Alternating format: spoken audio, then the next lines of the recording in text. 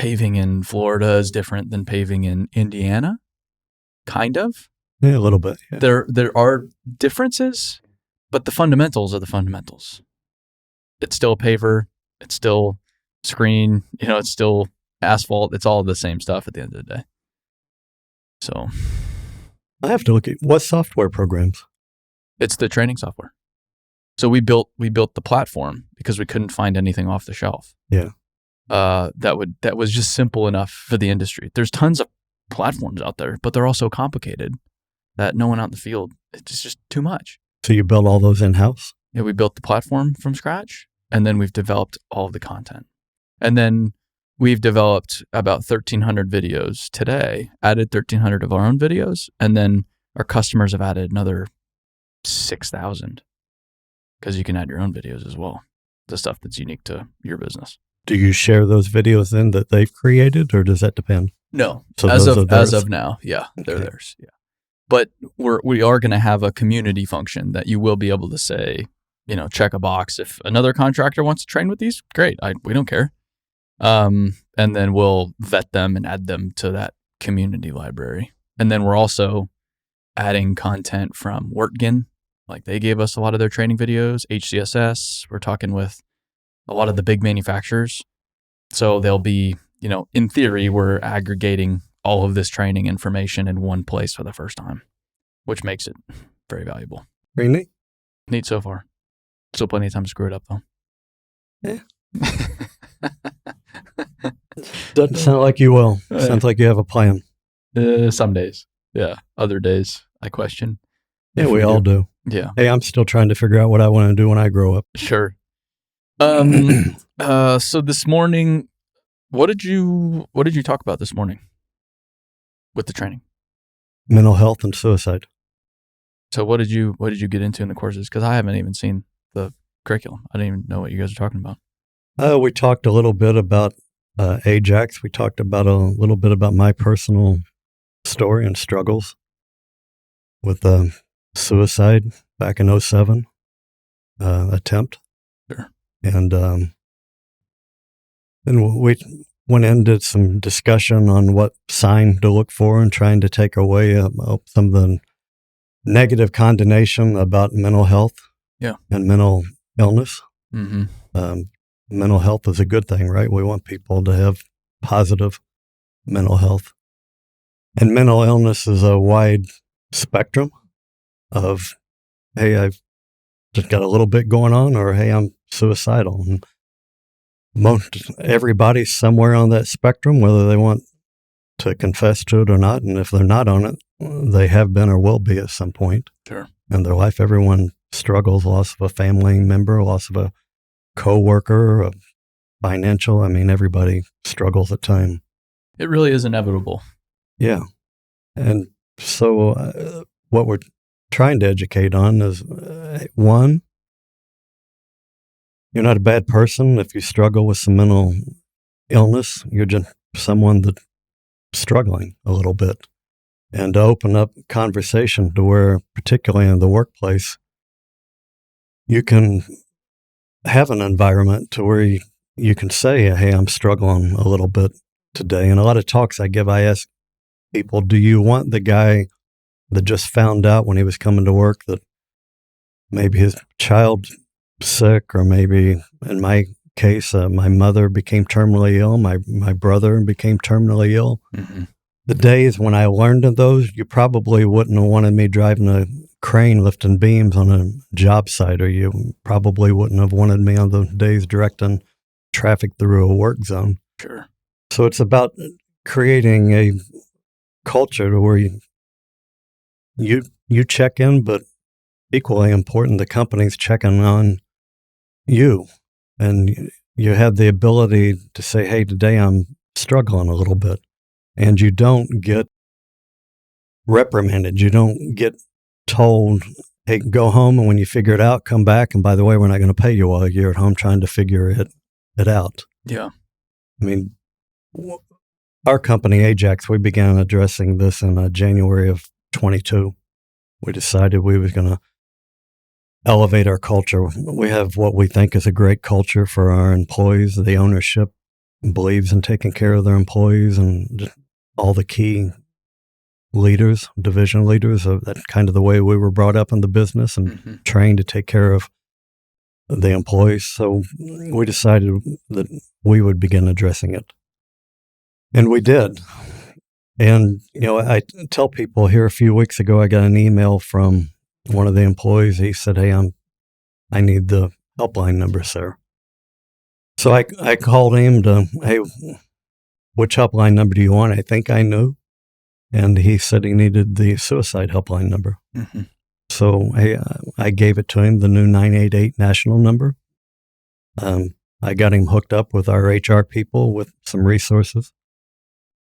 That was on a Saturday. I called and checked in with him Sunday. I did it again Monday, Tuesday, Wednesday. I kind of gave him a day to breathe, and I checked with him on Thursday.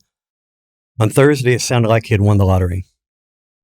He went from just being the guy that was ready to go off the deep end Saturday to the voice of hope and excitement on Thursday. Yeah. And the why is because we'd gotten him with a counselor. He'd seen a counselor twice already. He was having marital issues. That's where he got to that Saturday. Him and his wife agreed to go see a marriage counselor. I would have never received that email prior to us addressing it. I would have never gotten follow-up phone calls with him. But he knew that it was safe to ask for help. He knew there would be no repercussions. And our initial conversation, I told him, "Hey, if you need a week away or 2 weeks away or a month away, do what you got to do. We'll take care of you. We will pay you." It would have been cheaper for me to pay him to stay at home for 2 months than it would have been for me to find his replacement. Wow. I maybe would have had to hire 1, 2, or 3 guys to eventually get to that guy, Sure. or lady that was his equal. Yeah. So yeah, the retention piece of it, or maybe I would have put him out in a situation where he could have injured someone else. So I think there's lots of reasons why you want to change your culture. Post-COVID, mental health has really hit a lot of people hard. And I think the younger people coming up in society are definitely more open to talking about it than people were my age. I mean, I'm a product of the 60s and 70s of where you were told, don't share your feeling, don't share your emotion. My dad always told me, I grew up down in the southern part of Illinois, that they take all the crazy people to Anna Jonesboro. That's where the mental institution's at, and that's where they lock you up. So don't let anyone know you're struggling, because once they put you in there, they won't let you out. And I mean, I got to a suicidal point in my life, and I tell people that I've never been an alcoholic. I've never been a drug addict. Up until a year ago, I had never even talked to a therapist. I went through a point in my life, in just a period of from May of 89 until November of 89.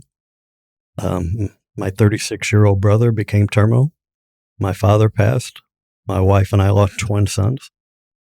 Shortly after that, my brother ended up passing, and then we found my mother had an incurable form of cancer, and she went gone. So by the time I was 33, I had lost my entire support system, family-wise. And we were very tight-knit in my younger years. We camped together, rode horses, we had motorcycles. And I tell people, hey, I'm not the only person that's ever had struggles in my life. And as bad as mine were, there have been people that have had far worse. But I didn't ever talk about it to anyone. For, I guess 17 years, I didn't tell anyone about those struggles. And that's when I decided one night I would take my life, going through a failing marriage. And then for another 14 years, I didn't tell anyone about that night of when I was going to take my life. So now I've got 31 years of the original story from 89 and this other 14 years. And it really weighs on you. And you go through some deep, dark spots of asking yourself, Why fight for another day? The reason I'm still here is because that night in '07, just minutes prior to me doing what I was going to do, I received a telephone call. If I wouldn't have received that telephone call, I wouldn't be here today. But it was a call from someone that cared. They'd figured out what I was going to do and where I was going. So I tell people that having conversations around mental health and suicide are like, they're awkward, they're difficult. There's periods of like awkward silence in these. But it's easier to go through that than it will be after the fact to say, what if? Sure. What if I would have called them, or what if I would have asked, hey, are you struggling? Is there something we could do for you? Because everybody that gets to a deep point in their life, or a shallow point as far as that goes, everyone's not bipolar. Everyone doesn't need to be medicated. Sometimes you don't even need to see a therapist. Maybe you just need a friend to talk to. For all those years, I really didn't even have a close enough friend that I felt comfortable talking to about that. And a lot of reasons is shame, fear, embarrassment, being perceived as weak. When I worked for engineering companies from '85 until '02, and then in '02 I went to work for a contractor. And then I went there in October of '02. And in June of '03, I walked in to the president of the company and said, hey, when you're ready to retire, just so you know, I want to run the company. I want to be president. So fast forward to '07 when I'm struggling, there's no way I'm going to go in and tell him where I'm at. Because if I'm thinking that if I'm him, how can I trust this guy to run my company with 500 people when he can't even run his own life? So that was a big reason why I didn't share it.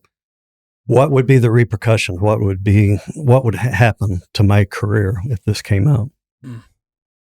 But I'll tell you, in February of 22, I was at a peer group meeting, and 7 other contractors. And one of the contractors in the room wanted to talk about 2 employees that they had lost to suicide in 21. Their company had. And when he opened up the conversation, a gentleman to my left leaned over in my ear and he told me all these people that are suicidal, they're wired wrong at birth, they have chemical imbalances, something's wrong with them. And I immediately said, time out. I'm going to tell you all a story. I'm going to tell you a story that not even the owner of our company sitting at the end of the table knows. And that's the same man that I had told no to that I wanted to be president. So now it's 2022, and he made me president in 19. So now he's going to hear the story for the first time.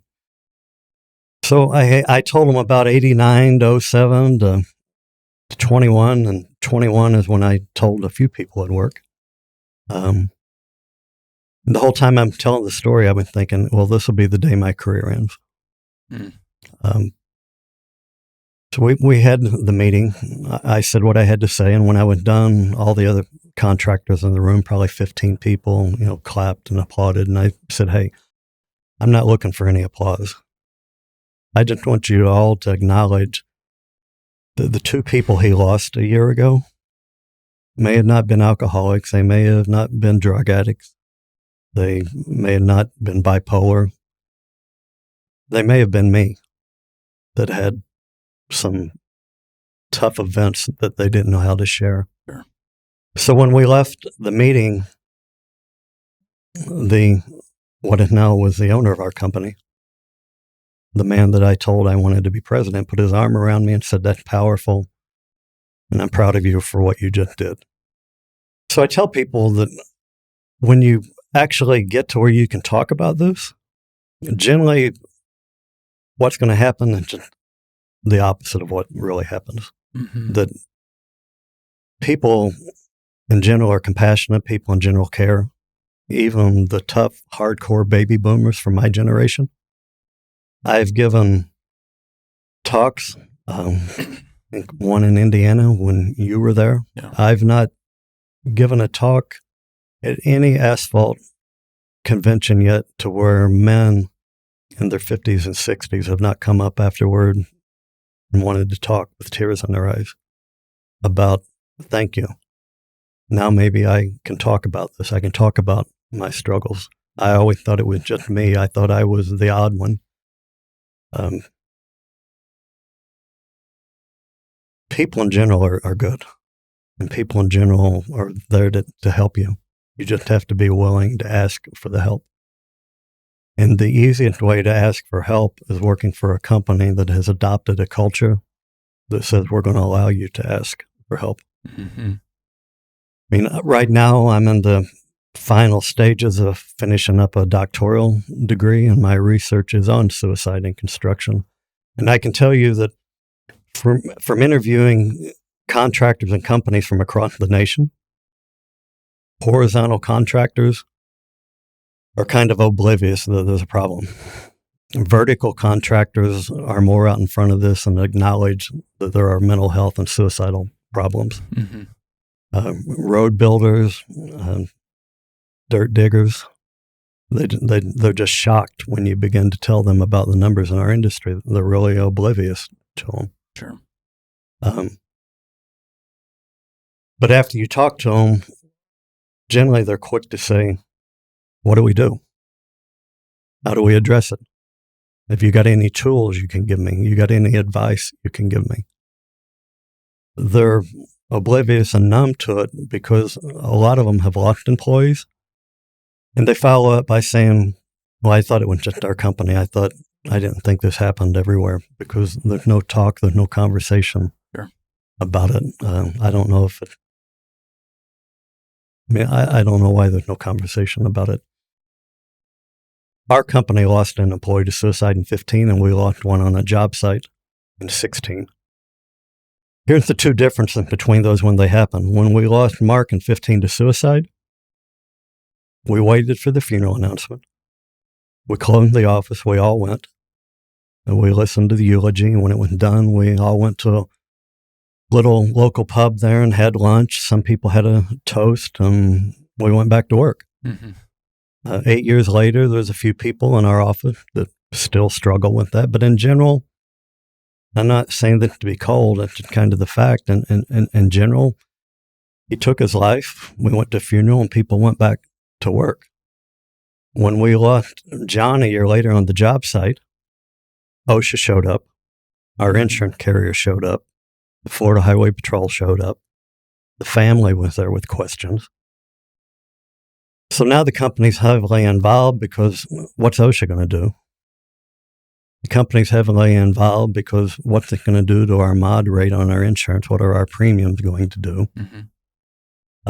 The Florida Highway Patrol's here. Is there any criminal negligence or anything that happened because our worker was hit by a dump truck in the work zone behind the cones?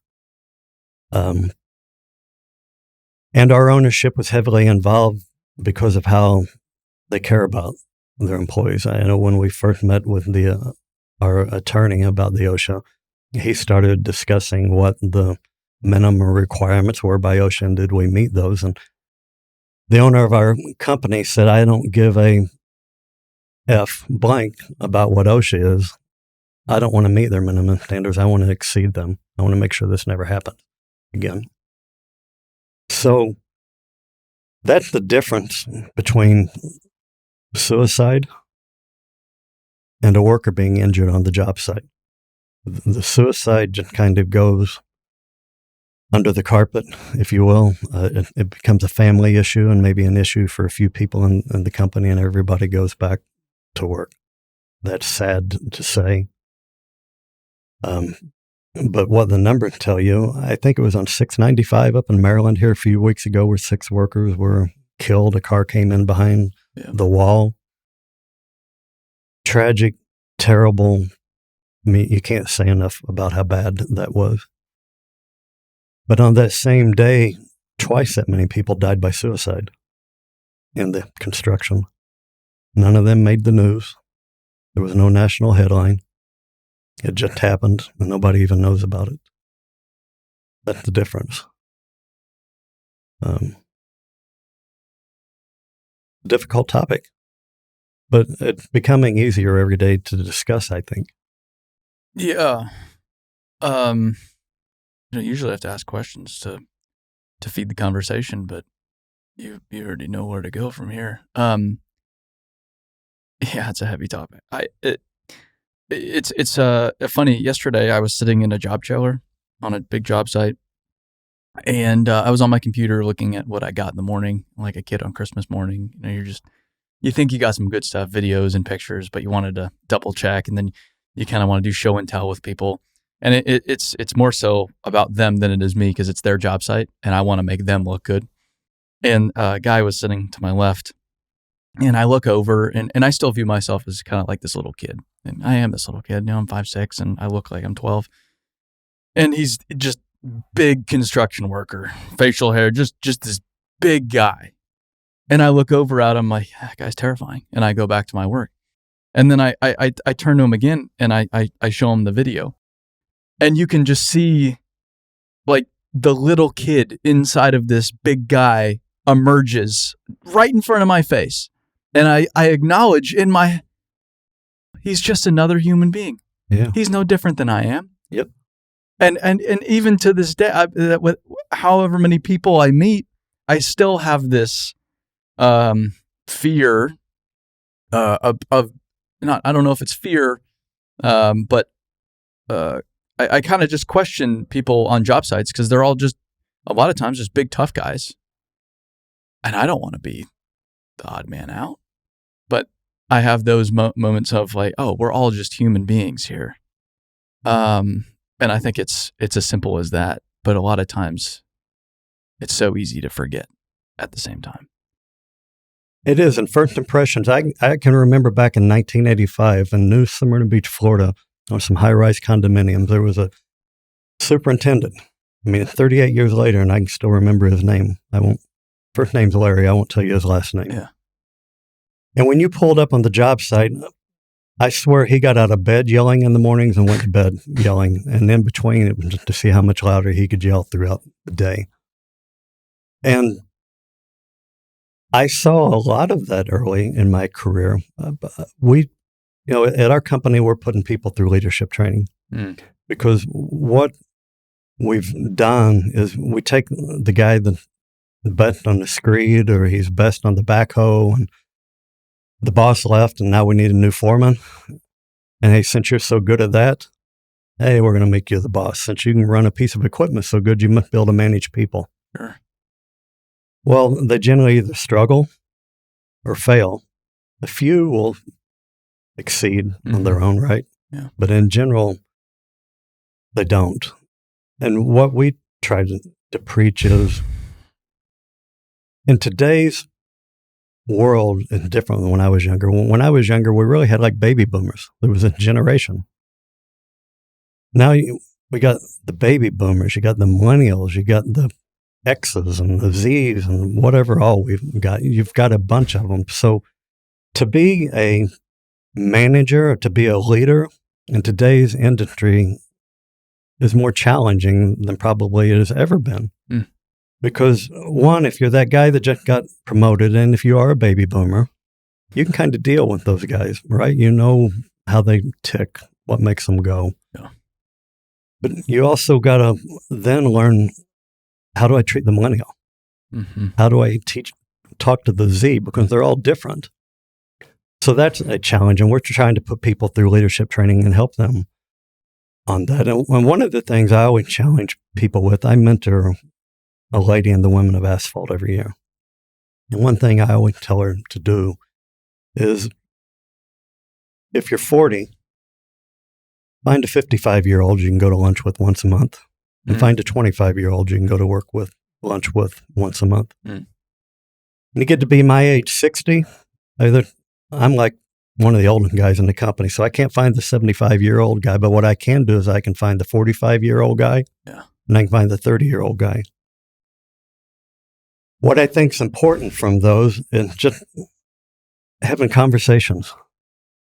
It helps you become a better leader. It helps you understand what they're thinking and thought process it, what makes them go, what makes them tick.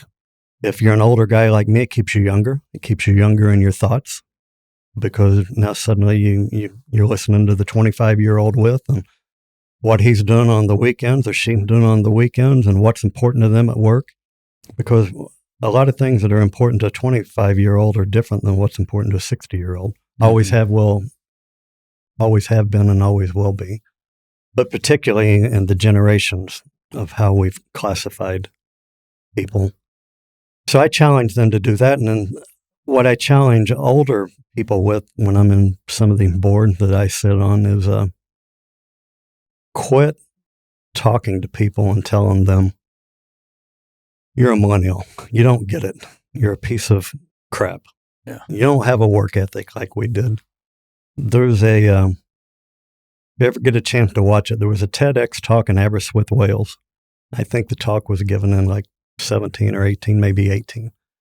Pull it up and watch it. It was a talk given by a gentleman, and the title has millennial in it, but it has something to do with understanding millennials.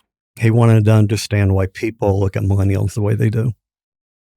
And as he went through the talk, every generation back thousands of years always talked about the generation behind them, how they're weak, how they're whatever, losers, how they don't get it, how they have no work ethics.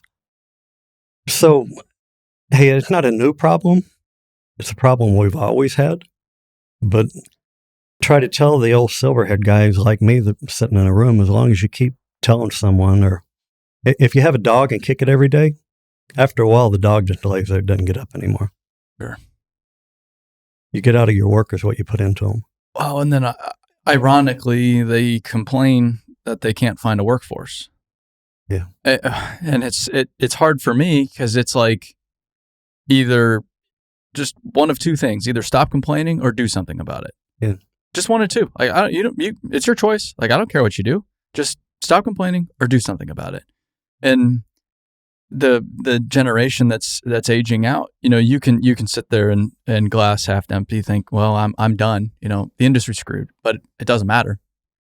But I tell people, it's like, do you have kids? Yeah, I have kids.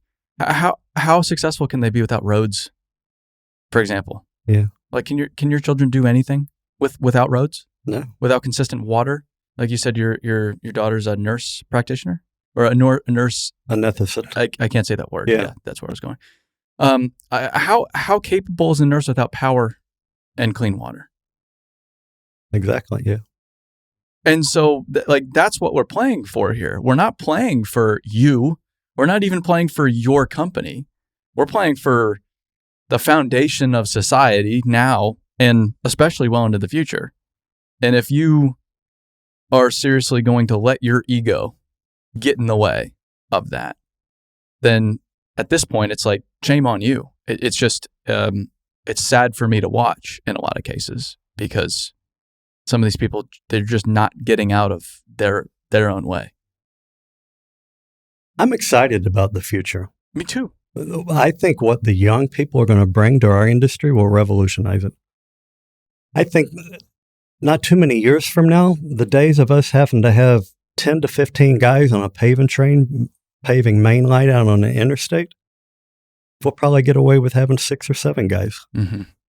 This equipment's all going to be hooked through GPS and however they do it. And it's just going to all happen. And when that happens, not only will we have to have fewer workers, our quality is going to be that much better, because everything's going to be consistent and going to be uniform. Sure. So I hear a lot of people talk about doom and gloom. We're going to lose 30% of our workforce in the next 7 to 10 years, depending on who you listen to. Hey, and if that happens, we're in a bad spot, right?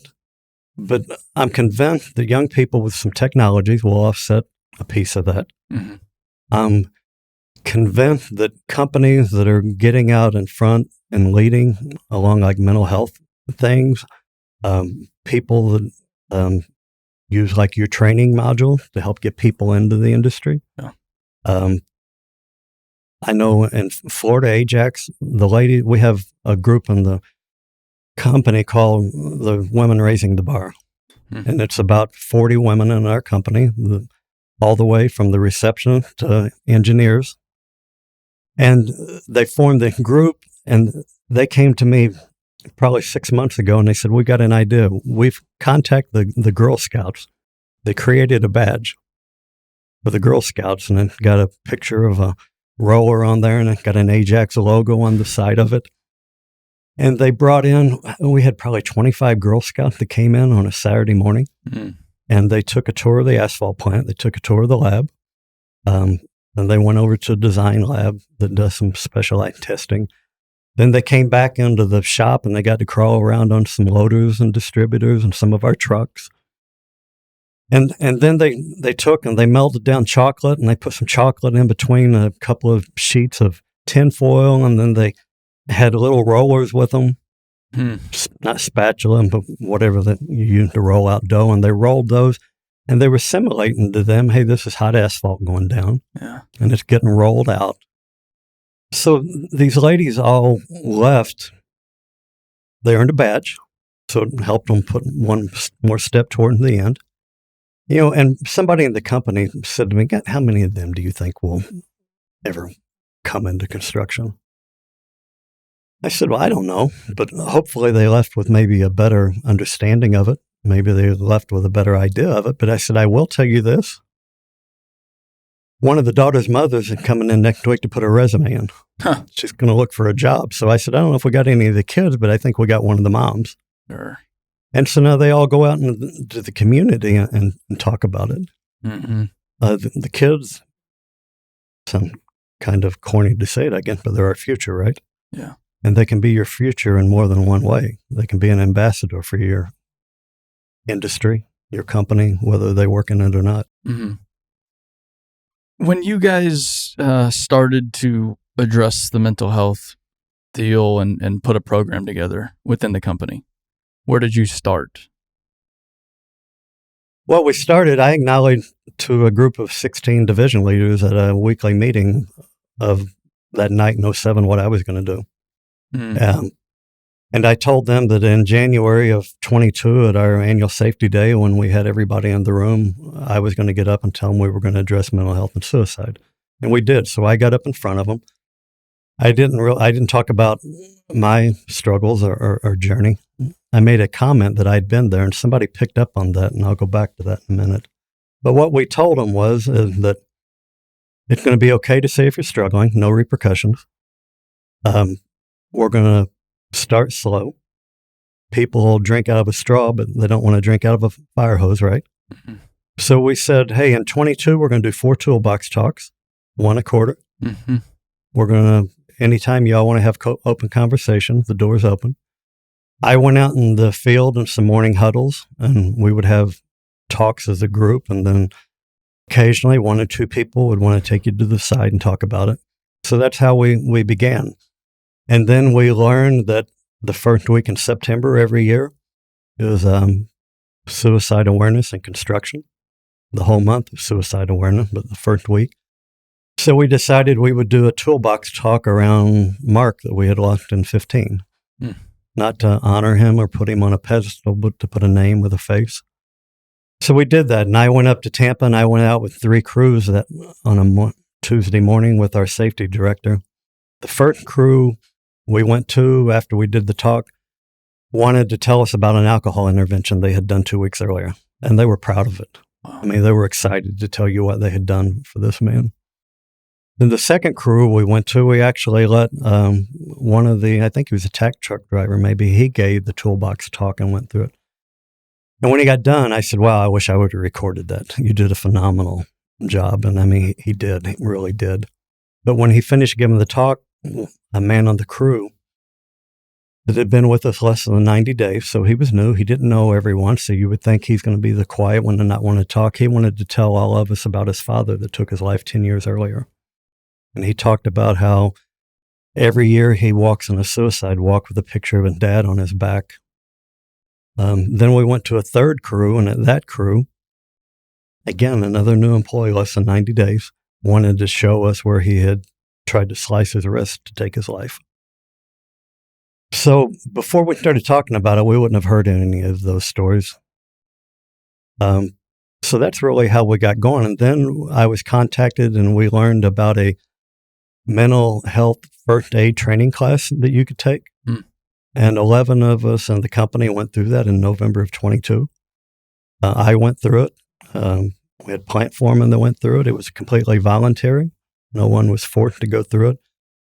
So now we've got people at different levels in the company that you can go and talk to if you are struggling. Hey, not everybody wants to go and talk to the president, right?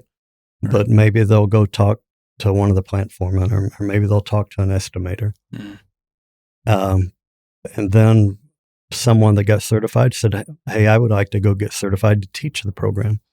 So he did. And then in March of this year, he just put another 12 people through the program. So in October, we had 0. In November, we had 11. Now we have 23, I guess. So we went slow. People have watched me in the company. I'm getting out and talking and traveling and everywhere I'm going. And there's just no shame in the company to talk about it anymore. I mean, you'll hear occasionally conversations in the hallway about it. So it's not like they're running into a conference room and shutting the door. I mean, until we did this, I never knew that the gentleman one door down had lost his father. I never knew that the lady at the other end of the hall had lost several family members. I never knew that one of the gentlemen in the company that's a military vet had lost several of his military buddies to suicide, and he had lost an uncle to suicide.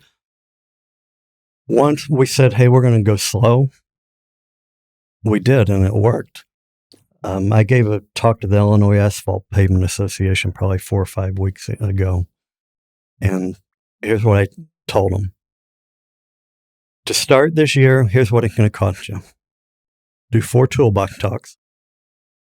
Get out in the field and talk about it. Spend $100 and buy some hard hat stickers with the 988 number on them. It's going to cost you $100 and a little bit of your time to get the ball rolling.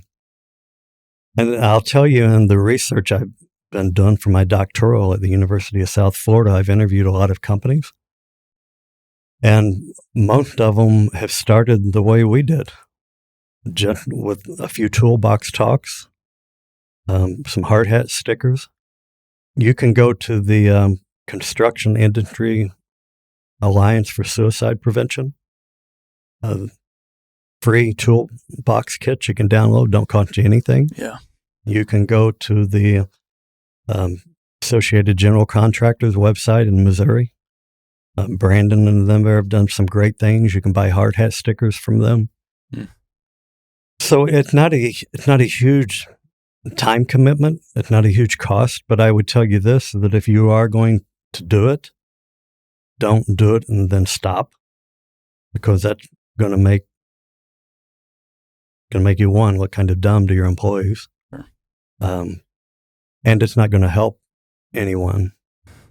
So find a champion, and most companies I've interviewed, they've ended up making the safety department champion over time. But in every one of the companies too, they will also tell you that our COO, our CEO have all bought into this. They all believe it and they all support it. So if you don't have support from the top, then I probably shouldn't say this. I would say don't do it until you get their support. Yeah, that was my what I was thinking. Do you think it would have been as effective at Ajax if you weren't the one driving it? You weren't so vulnerable and open? No, I don't. Yeah. So I began it. I drove it. And now in the company, I'm stepping back out of it some internally, because we've built these other teams. Those 11 people that got certified in November, they're now part of the Ajax Warriors team.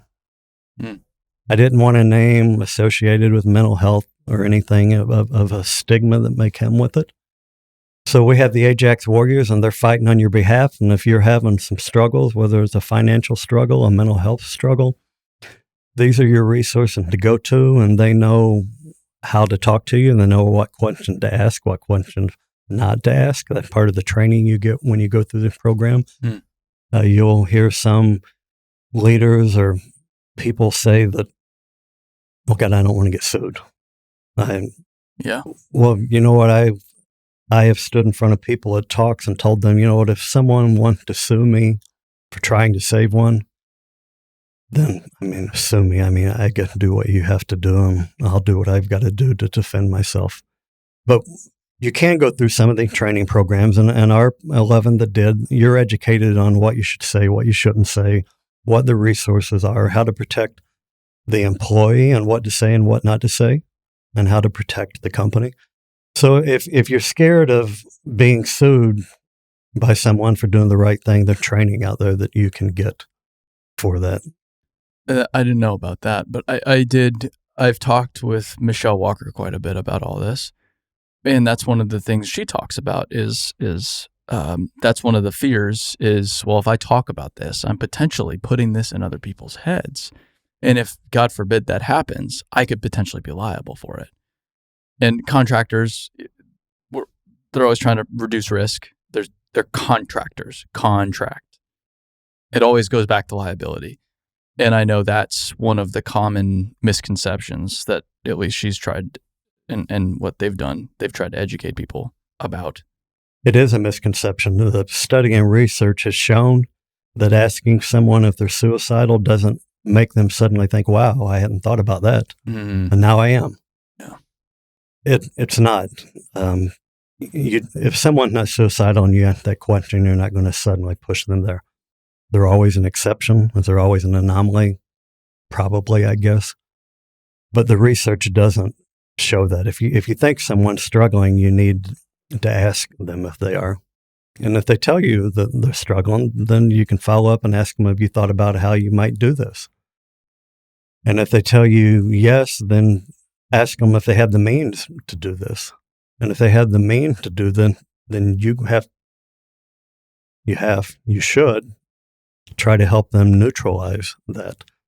I had a good friend that called me probably 3 or 4 weeks ago. And he told me, I was sitting at home this weekend and I went to thinking, what's it worth? I got plenty of guns in the other room. So I immediately said to him, hey, tell me you're not there. And if you are, tell me you are so I can help you. Mm. And we ended the conversation. I said, hey, you say you're doing good today. And hey, and I'm glad you are, but call me anytime. And won't you let me come and get the guns out of your house for a while? Bring them over to my house and we'll keep them there for a while. Hey, and if you want to go to the shooting range, I'll go with you. If you want to do some target practice, but try to neutralize the situation and take away the means. I never knew for years I didn't know for years that in 2007, when I got there, they took all the guns out of my house and they were at my neighbor's. And probably a year later, when they knew everything was fine, they brought them back. I guess that shows you how often I used the guns. I didn't miss them for a year, but so yeah, they got them out of there. But no, you're not. If someone is not suicidal by you asking them if they are, you're not going to push them over the edge. What? I'm glad we talked about what you can do as a company. You summarized it really well. You don't need to do all that much to get this started. And I want to go back in that direction. But first, what if I'm an individual? I am a paver operator. I'm a laborer, raking asphalt. I'm running a dump truck, whatever it is. Say my company's not on board with this, but I've still experienced this or I've struggled with this. What can I do as an individual? Well, one thing you can do that is easy is you can call the 988 number. That's the national suicide number. And you don't have to be suicidal to call that number. You can just call them with some struggles that you're having. They have resources they can help you with. You should be able to go to your HR department in confidence and ask them about what resources the company has for mental health. Do they have any in-person sessions, or do you have teledoc or some type of app that you can go through on your phone? I mean, if I went to pull my phone out right now, I can go to an app, and 24/7 I can get online and I can chat, text with a mental health counselor. If you don't want to call the 988 number, there's a national number that you can text. And I don't want to say that because I will probably have it wrong, but if you can Google it and find it. So if you don't want to have the shame of talking in person, a lot of people don't mind texting. You can text to get help. Talk to a friend. If you go to church, talk to a pastor. I mean, there are places there where you can go and get help. But I would also tell those employees to, depending on the relationship, at what level you have in your company, open up a conversation, maybe not while you're struggling. Do it before you're struggling about, hey, I hear all these companies are doing this. Why aren't we? What can we do as a company to get there, boss? So the only way you can get the answer no is if you ask the question. Sure. So there's resources there, but if someone's struggling immediately, I would tell you the 988. And if they go to the Construction Industry Alliance for Suicide that I mentioned earlier, there's actually a quiz on there you can take that will kind of diagnose you, if you will. And I mean, I've taken it at times because there are times where I still struggle, and you get like 4 questions in and it pops up and says, call 988. It'll tell you of, hey, you're doing okay, or you need some help. That's a cheap and easy way, and it's always available. So it's just, all you have to do is just dial 988. 988. That's pretty That simple. came into effect July of last year, July 26th, I think it was. Yeah, that must be pretty recent. Yeah. Okay. The interesting thing about all this, not the interesting thing, an interesting thing is, we were talking earlier, I think we have a lot of similar talking points, which is good. Like a lot of things you've said is like, yeah, that's one of my go-tos right there. Safety's talked about on every job site in America, typically. I mean, if it's a reputable contractor, they're talking safety. And we've talked because safety is, if we're harming people, that's bad for business. There's financial implications, so which strongly incentivize us to be safe. But I sit in more safety meetings than a wider variety of safety meetings than just about anybody now. They're almost all of them pretty similar. I'd say like 95%. I could predict, yep, that's exactly what I thought it would be. And I don't think I've ever heard mental well-being brought up in a safety meeting. And yet, you what I say is, if somebody's spouse asks for a divorce over the weekend, do you think their mind is where it should be on Monday? And if I'm the one in the ditch and they're the excavator operator up above me swinging pipe in, I'm not comfortable if that person's mind's not there. And yet that it's just a completely missing link. But what I'm trying to get to is caring about this, while not at face value is necessarily good for business, quote unquote. It's very good for business long term to make your people feel cared for and to start showing, hey, we really do care for you as human beings. Now I feel valued as an individual. Now I'm probably less likely going to go turn over and go to another company. If I feel valued and I'm getting all of my needs met, I'm going to tell my friends and I'm going to bring people I know into the business. The business is going to do better. Now I'm addressing the problems I have so I can be more effective when I do show up at work. I'm not thinking about those terrible things that I have been for years now. Everybody wins in this scenario. Yes. It's not that, well, like you said, well, maybe I have to pay someone a month to figure this out, but they're going to take advantage of me or whatever it is, or I'm going to be out a month's pay without production. That's an investment in that individual. That individual okay, you didn't turn them over now, but years ahead, they're going to be thinking twice if there's a dollar raise offered to them. They're going to think twice about that because, hey, this business has done a lot for me as an individual, as a human being. This is more than just a financial play for me. And I think that's huge. And I think those are the companies that will win long term and seize the opportunity that is this workforce challenge. It's an opportunity. And I think it's good for business, but long term, not short term. I spoke at the Florida Asphalt Expo, and I'm a Florida contractor. So I spoke in front of a lot of my peers. And it was about what we talked about earlier. It was about 2007. It was about all the things. And when we got to the end, I said, here's what I'm going to tell all of you. A lot of you for the last year and a half, I've called you and you've called me about, hey, I've got some of your employees over here and you need to talk to them, try to keep them. I said, today, I'm telling you, I'm not going to do that anymore. I'm tired of your employees coming to my office and saying, hey, we hear the culture you're creating over here. We hear what you're doing. Are you hiring? Yeah. I said, so if you don't want your employees coming to my office anymore, then start the mental health and do the right things in your company so they'll stop coming over. Yeah. And you know what? Some of them have. That's great. So I applaud them for that.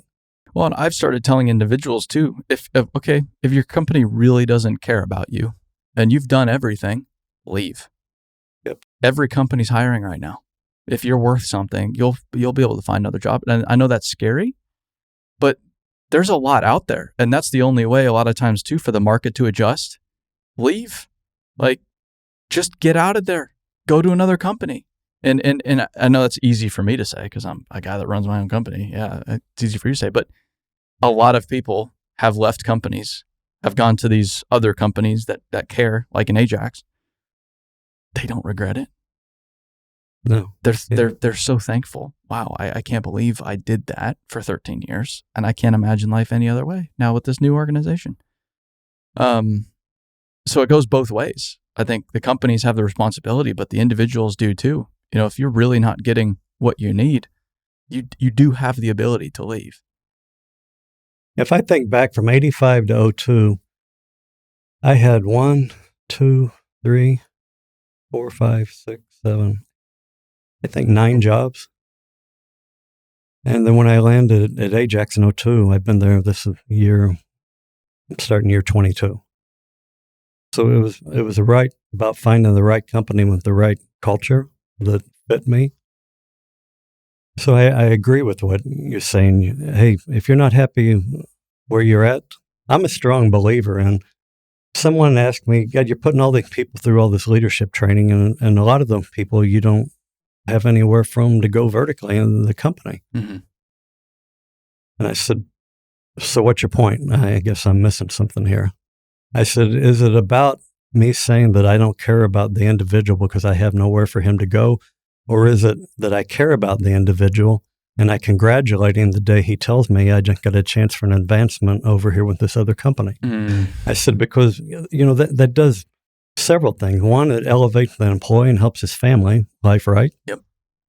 Maybe when he left, maybe he went to work for the Florida Department of Transportation, and now he understands who we are and what makes it tick. He understands our ethics and how we treat our people. So now maybe he's better at understanding when we go to him with an issue. Maybe he's better at working with us. I said, or, hey, maybe he goes over to another guy and that's one less guy that company can steal from us. Whatever the case may be, it's about helping the person, right? There's also a logic flaw that I've recognized too, in that people in leadership roles say that. Vice presidents, presidents, owners of companies, they assume everybody at their company wants to run the company. And that's just not the case. They assume everybody thinks like they have, which has got them to that position. But that position, as they full well know, carries a lot of additional burden that a lot of people just don't want, that they have no desire for. So everybody from a leadership standpoint is fixated on, Well, people just want to keep climbing the ladder vertically, but there's also growth horizontally too. It's a three-dimensional field even. There's three axes. It's not just up and down. There's all over. You can help people grow. Well, hey, you've been on running the plant side of things for a while, but okay, you want to go in the construction production side of things. Okay, great. You want to go materials testing. You can go in different parts of the business, or you can help someone grow financially, for example. Okay, so you want to buy your first house. We'll help you do that. We'll help you figure that out. That's helping that person grow. There's all different types of growth, but we just categorize it as getting a laborer to the president of the company, which is a great story. That's perfectly applicable. It happens all the time in this industry. But at the end of the day, too, there's only so many presidents of companies within the industry, and a lot of people don't have any desire for that. So there's a lot more we can offer people than up and down. Well, there is. I mean, even if you take the project manager and there's nowhere for him to go for whatever reason, teaching him leadership and teaching him what leader at the next level is like within the company, that now helps him better understand what their hurdles are, what their obstacles are, which makes the communication between them even that much better, which communication makes you a better company. Sure. Right? Yeah. So, yeah, I mean, you're right. Not everybody wants to be president. Some days I say I would like to go back to being a roadway inspector. Mm-hmm. Right? Yeah. Somebody, when I became president after about 2 years, walked into my office and said, "You ever heard that saying, being at the top's lonely?" I said, "Yeah, I've heard it. It is, isn't it?" Yeah. And there's a lot of truth to that. Yeah, but that's what I struggle with a lot of times too. Is I was raised around a lot of very accomplished people, which was a blessing, absolute blessing. And they talk about, a lot of these people talk about the you got to pay your dues. There's a price to it, and the more you want, the greater the price is. And no one can get around it. Some people can do it faster than others, but there's still a price at the end of the day. And you think you understand that until you're actually in it, and you have the checks start. You start having to write the checks, and you're just like, so this is what they were talking about. But then I don't feel like I can talk about it a lot of times because, well, my problems are nothing compared to a lot of people's problems. So I'm going to complain about how hard it is to be a business owner, Mr. Business. You probably make all this money, and you get to go all over the world and see all this fun stuff. Like, what are you complaining about? And that's absolutely true. I'm stupid grateful. But at the same time, I've recognized, hard is hard for anybody. You losing somebody close to you could be as hard to you as me struggling financially, for example. I've never lost anybody. I don't know. This is my hard.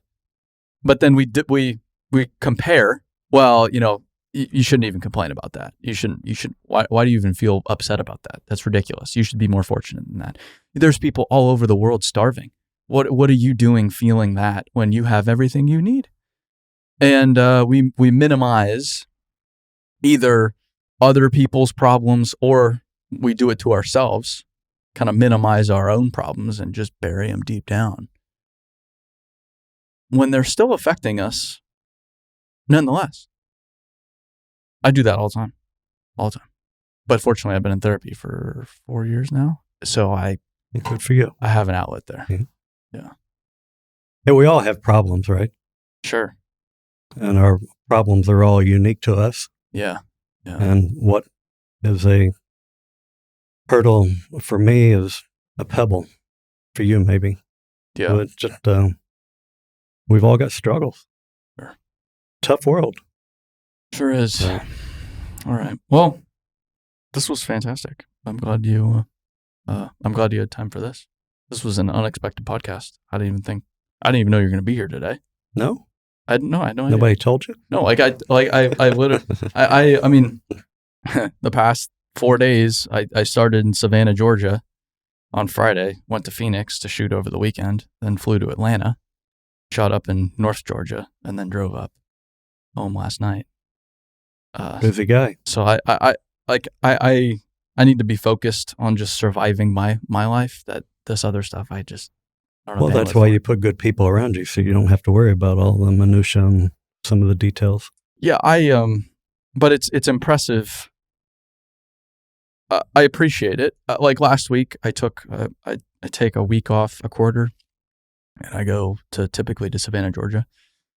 That was last week, and I did what I needed to do. It kind of I have no meetings, no calls, nothing. I just think, and I just work on something that I've been trying to work on for a while, but I haven't had the time and space to do.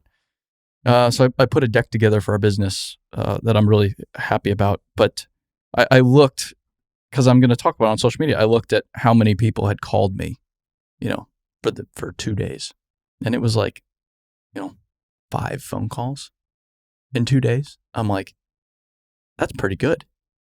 That's great. Like, that's good news. And it's impressive because you're going all over the place. You're the president. How many people are at Ajax?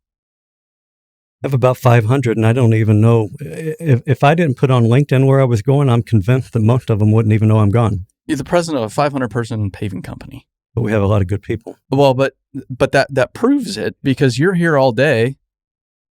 Your phone's not going crazy. You're not all stressed out about it. I checked mine at lunch, and I hadn't received any calls yet. How about it? Yeah, it's super impressive. I really appreciate that. Yeah, that says everything. Okay, well, I'm sure you guys are hiring for this year. We're always looking for good people. So if you're in Florida, Ajax, the number 988 for the helplines, 988 for the helplines, yep. And then for toolbox talks, other resources, Construction Industry Alliance for Suicide Prevention. If you Google that, you'll find everything. You'll find everything you need there. You can go on. Your company can sign to make a pledge to support mental health and suicide awareness. Okay. It's free. You can make a donation if you want, but your company can sign up and you can get free resources, awesome. Whether you sign up or not. Sure. Okay. Yeah. Well, I thought this was great. Thanks for stopping by, and hopefully we'll see you soon. All right. Well, thank you.